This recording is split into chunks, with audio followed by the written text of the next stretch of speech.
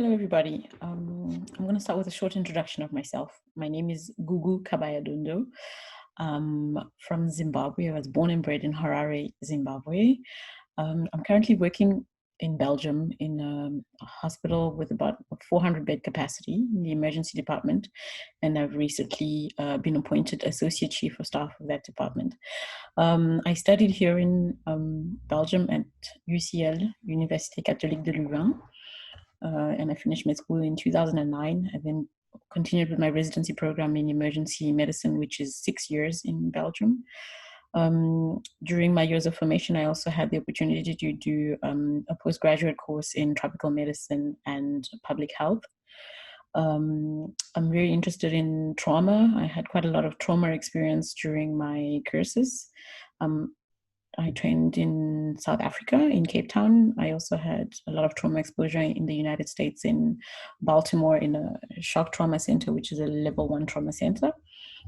Currently, I like to keep myself updated by being an instructor for the ATLS program here in Belgium and in France.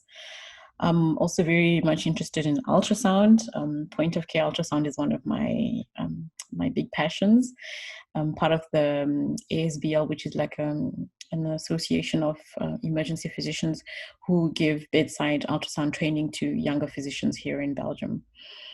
Recently, I've also gotten involved in a lot of administrative work with my new post as Associate Chief of Staff.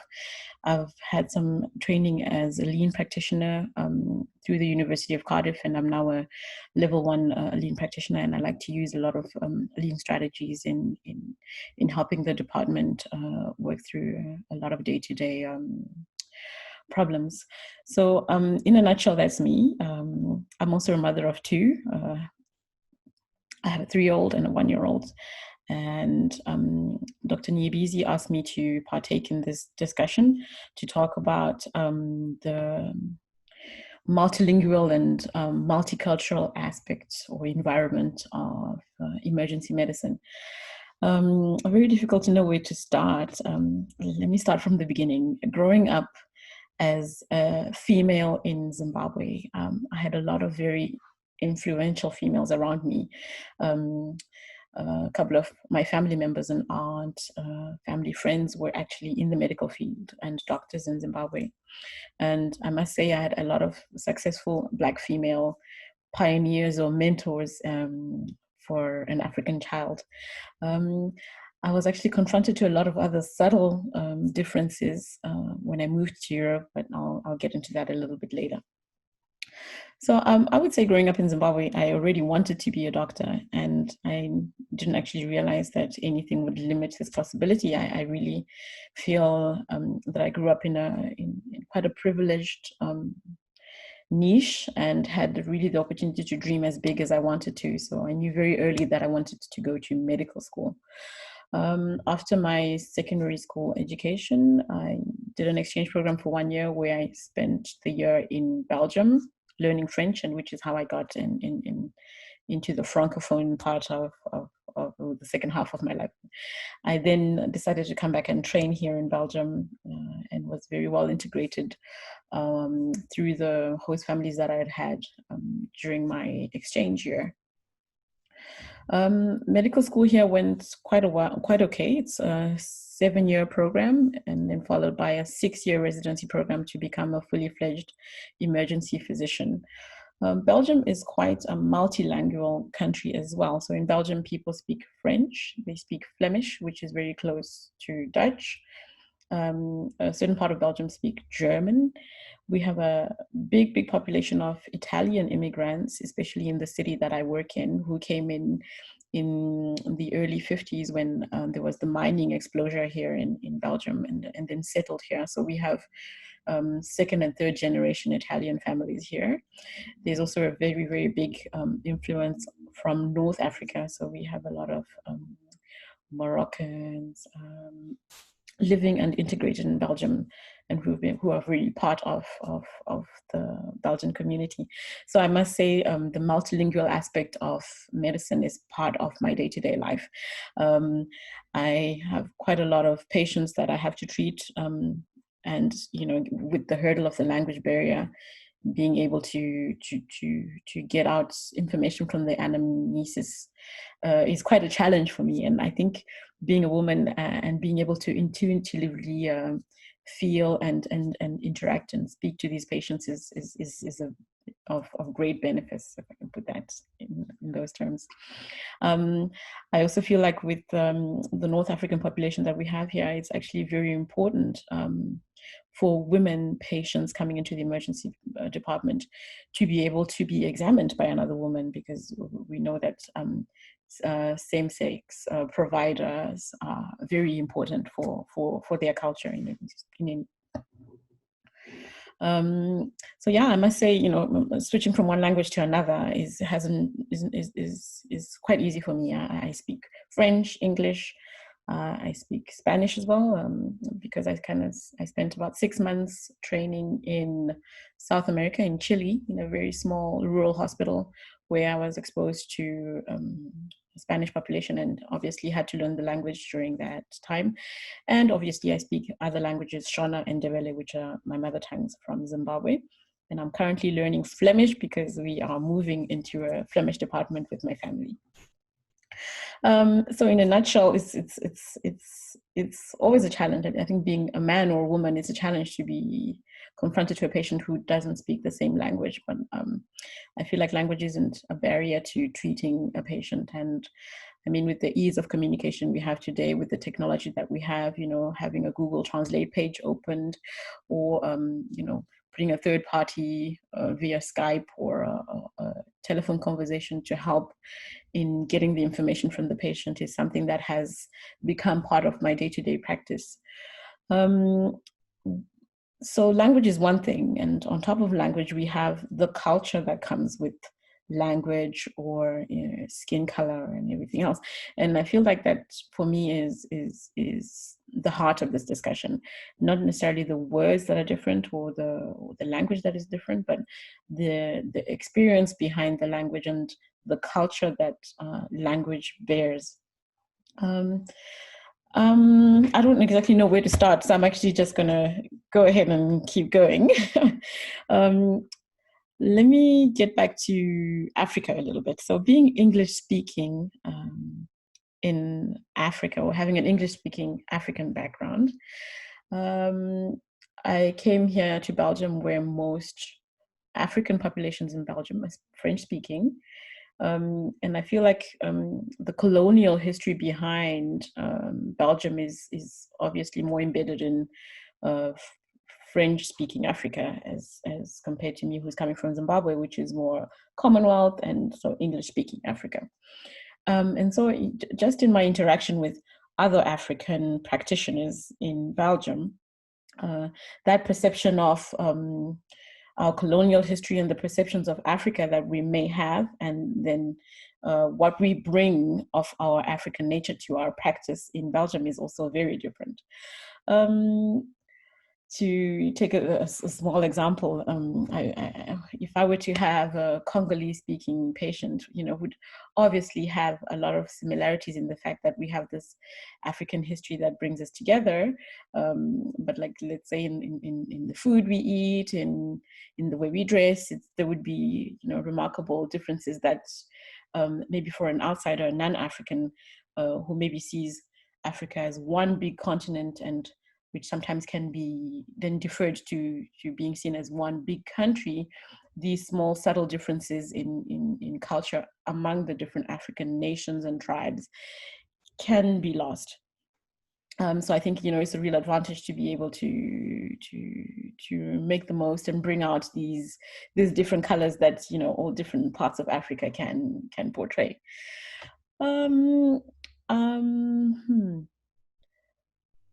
Being multilingual for me and for my patients, I feel is a huge gift, and it's helped me be able to travel a lot with my work, and help me be able to get in touch with different cultures.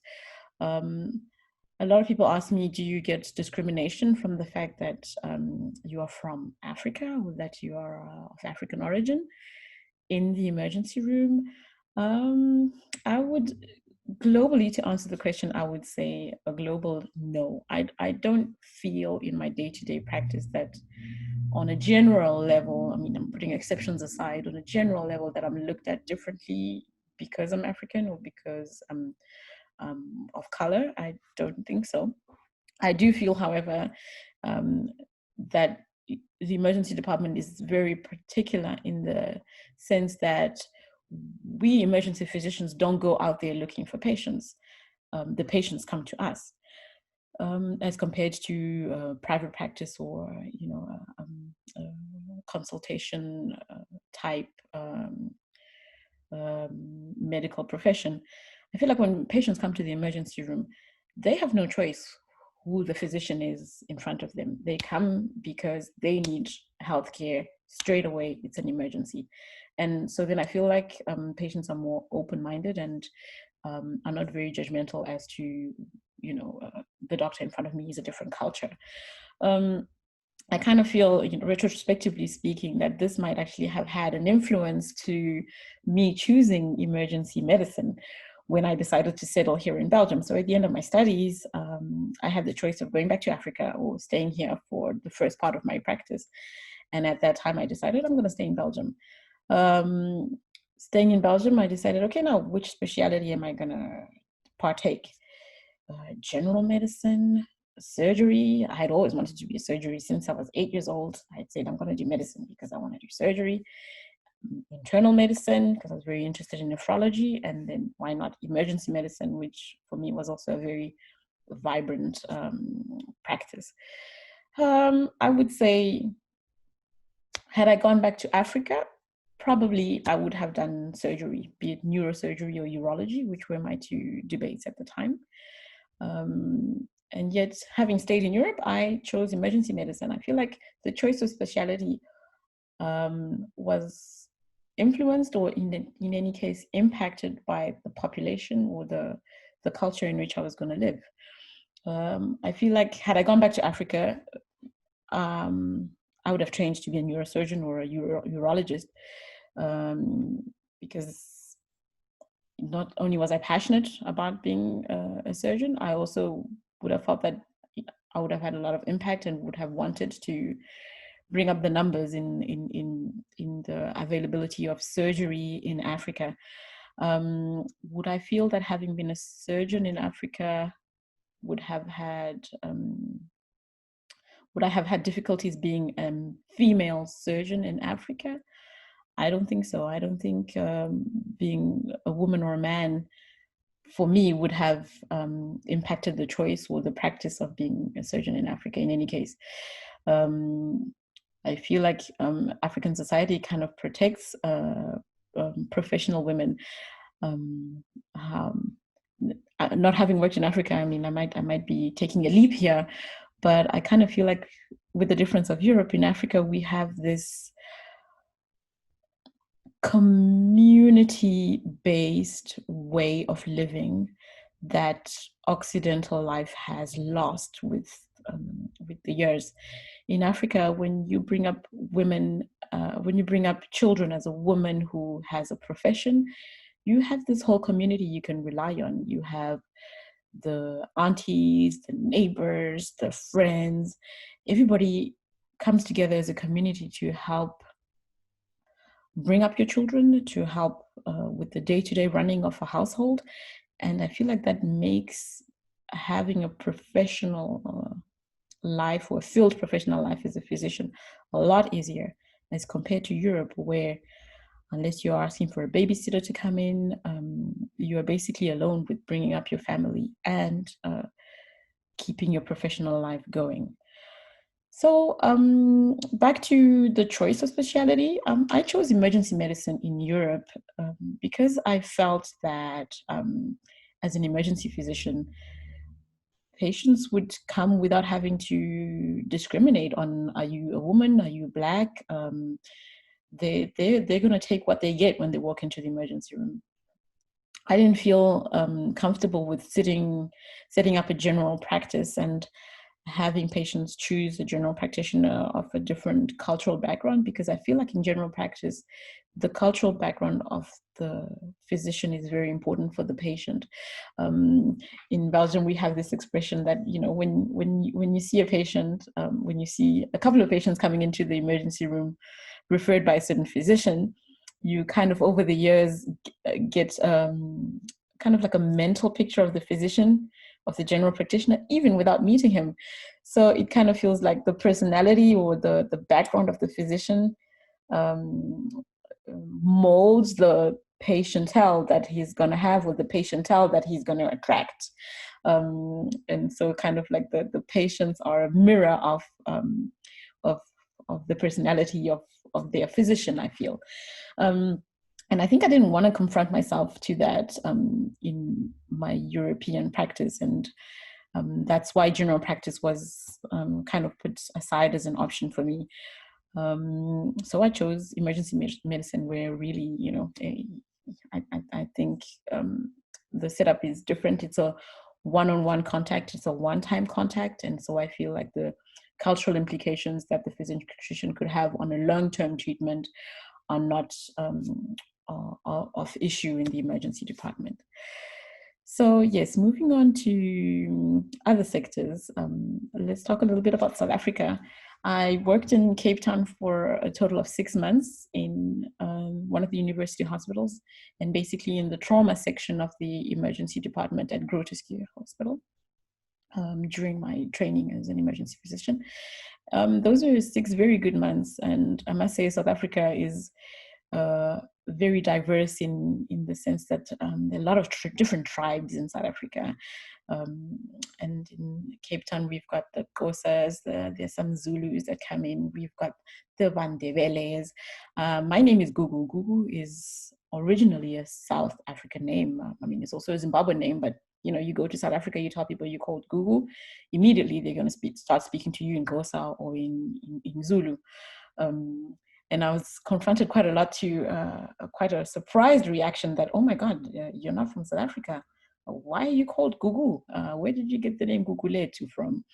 And obviously that was quite interesting to see that on the initial basis, the patient felt very comfortable, spoke to me in his mother tongue, because he says, okay, this is Gugu, this is one of ours. And as soon as he saw that, you know, I couldn't speak Xhosa, I'd react maybe with a couple of Ndebele words and then switch to English.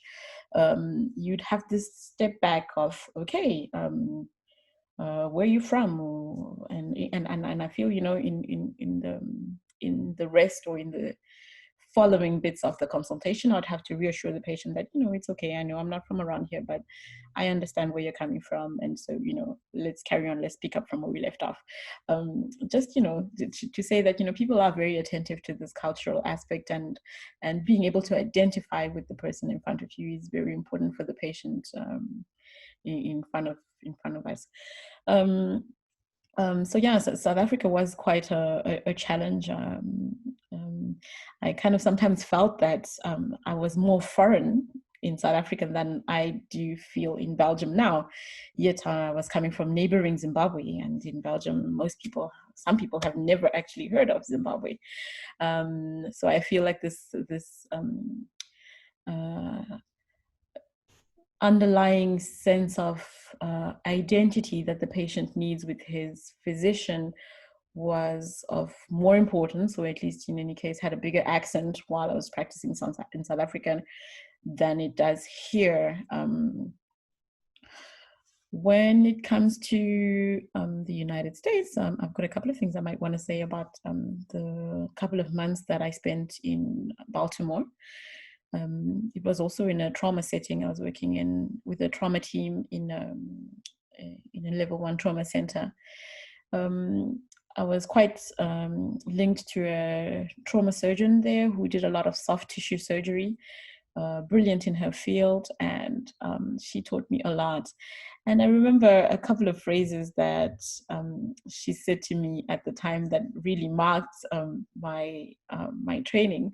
She said, okay, Gugu, what do you want to do in the future? Yeah, I said to her, emergency medicine. She says, okay. You know, there are a lot of things that are just not working in your favor. One, you're a woman. Two, you're Black. Three, you're Black from Africa. Four, you're short. Hmm. Yes, I measure 1 meter 48. So she looks at me and says, these things are not working in your advantage, my dear. But all of these things should not stop you from reaching your goal and should not stop you from being who you want to be. Just remember that, you know, being a woman, being African, being Black, you're going to have to work 10 times harder than everybody else. I mean, when you choose what specialty you want to do, when you do your work, make sure you are the best at what you do beyond reasonable doubt. And I mean, that wasn't the first time in my life that I've heard that kind of discussion. I've heard it before. I mean, during med school, a couple of other students who were in years above me when I started first year med school did give me the same advice. They said, well, med school is tough. At the end of first year, there's only a 30% pass rate here in Belgium. So if you want to be among those 30%, it's not about getting the 60% benchmark limit pass line. You've got to pass with like an 80, 90%, girl. You've got to make sure you pass beyond reasonable doubt. So if at 30% mark, we have, students who've been selected, and you're the one hanging on 60%, and maybe there are 3 or 4 of you on 60%, things are not working in your favor. So try and put yourself in those people that are in the 90% bracket where it's beyond reasonable doubt. It's never going to be about who you are, where you're from, and that decision of passing you to the next level is never going to come down to your sex or to your color. So make sure you're among the best. And I feel at the time it was good advice. It wasn't the first time I'd heard something like that, nor the last time that I'd hear it. And I feel like I'm kind of grateful to people who gave me that advice as a young woman in training, or as a young doctor in training. I feel like it's taken me a lot of places. Today, I'm starting off a new path in administration as associate chief of staff in my department, which is going to be another challenge. I'm going to have to broaden my horizon and work on my administration communication skills to make it work, and partner with people in the department and general hospital management in different ways. And I feel being a woman is going to help, in the sense that I feel like women have, good communication skills and just have this quality of bringing people together. What was really nice was when we did the application for this post, it was actually 3 women and no males who applied. And I feel like, the process went really smoothly, and, we were not as bickering or as competitive as women can get. And it was actually a very value-adding process. So today in the department, they actually chose 2 associate chief of staffs in the place of 1, because they liked both candidates and said, okay, you 2 candidates come together and make it work. So my fellow candidate is another female who's also a young mother. And in our role as associate chiefs of staff, we are already seeing the benefits of being 2 females helping each other out, and having that understanding of a balance between work life and motherhood, and making it work for both of us, and having the opportunity to help each other in that has been of great help.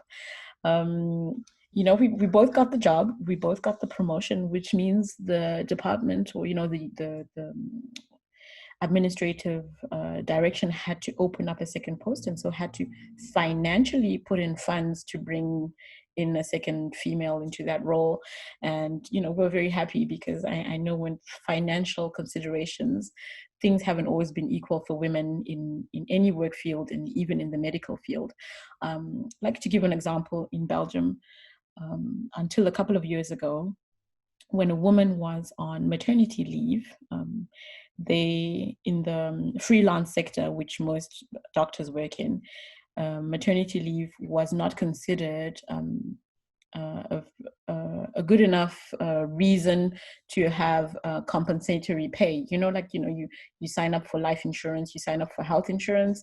If you fall sick, if you have a broken leg, you have that, health insurance or that extra insurance that gives you a little bit of a salary boost while you're ill. In essentially, maternity leave was not covered in those policies, and so this is slowly beginning to change, and we've noticed a marked change in the past 4 or 5 years, and which for me is really helping women develop and helping women say that they don't have to choose between a career and a balanced home life, and it is very possible to do both. After all this, this new job opportunity that came up at work, it was a big deal, saying, okay, I'm a young mother of two, I'm a doctor, I already work a lot, but I'm still very ambitious. I want to be more than just an emergency physician. I want to move on, and I've been working for 5 years, and what's next? What's the next challenge? And applying for a job in admin as associate chief of staff was a big deal. It was a big step for me, and it was a big step in search of authorization. I was kind of scared, and I was like, okay, so can I do this? Am I able to do this? What do I need to be able to do this? What's society going to say? What's my partner going to say? What's my place going to be in the work field as a leader? So it was a search, in any case, a journey of authorization, authorization from whom? My partner, from my family, from workplace. And, as I went through this journey, the actual person who needed to give me the authority or the go-ahead was myself. How much can I authorize myself as a woman, as a mother, to thrive professionally without crushing my family work balance? How much can I authorize myself to face maybe this social outcry or underlying judgment that might say, oh, she's a bit ambitious, she's pursuing a lot in her career, oh, she must be putting her family aside or putting her children aside. And no, not. There's really, today in 2020, ways to be a balanced mother, wife, and also be a balanced careerist, even in a multicultural and challenging society. And here we are, women, we're out there, we're doing it. And I feel like what's missing and what could help is having more mentors, maybe having more Black, female, African mentors here in Europe. I mean, they're there, Black successful females are there, but I feel like, there's nothing to bring us all together, and, a platform to be able to say, okay, I need help. I want to pursue excellence in this field, or I would need an opinion in this, a platform where I can come and say, okay, women, African women out there, I need your help. How can you help me structure this? Or, what are the challenges you faced in this journey? And so I feel like, we should take this opportunity to come together as, African females in emergency medicine, and bring out a platform to be able to communicate, be able to help each other, and be able to be a leading example for the future generations after us. I also had, a lot of help from a couple of books I've read, which have helped me be able to say, or be able to come to terms with the fact that, opportunity doesn't wait for everybody. Opportunity is not later, when my kids are older, when I'm more comfortable with the language, when I've been more accepted. Opportunity is now, being part of the present, being part of the challenge to further and to always push further and excel is today. And being an African female here in Europe, I'm happy to say that I'm not going to let anything come besides the fact, or come and hinder the fact that I really want to pursue my career in emergency medicine, excel in it, and challenge myself at every step of the way. And so ambition shouldn't be curbed by social stigmas or social dogmas, or this underlying fact that, oh, you're a woman, oh, you want to be a careerist, what about your family? You shouldn't have to choose, between those two. Today, I feel like, there's enough out there to be able to have a balance between both. So yeah, that's, on that question of work family balance. Coming from a different point of view, and coming from a point of view of the physician artist in me, because it's not all about medicine. I love music, I love singing, I love social gatherings, bringing people together. I feel like the quality, or the added fact of living in a multicultural environment has broadened my horizons on not only medicine, but on also everything else that's going on. So living in a multicultural, multilingual environment, the fact of being in a choir, taking cooking lessons, and going out there meeting people in different aspects has really helped my practice, because it has helped me have a deeper understanding of the community and the culture that I live in, which has definitely helped me understand the patient that I face in the emergency department. So, if you're working in a culture that's not yours, it's really important to be able to actively go out there and, outside the medical field, understand the culture you live in, make an effort on a language basis to at least be able to say, hello, how are you feeling, in the language of the patient, to help them feel comfortable with their physician. These are, little things that I feel multicultural and multilingual societies would appreciate, when faced with a practitioner who's from a different culture or a different language. Yes, that's about all I have to say for the moment. I might do another recording when I have a little bit more to add. So yeah, work in progress, and hopefully see you all on the 10th of November.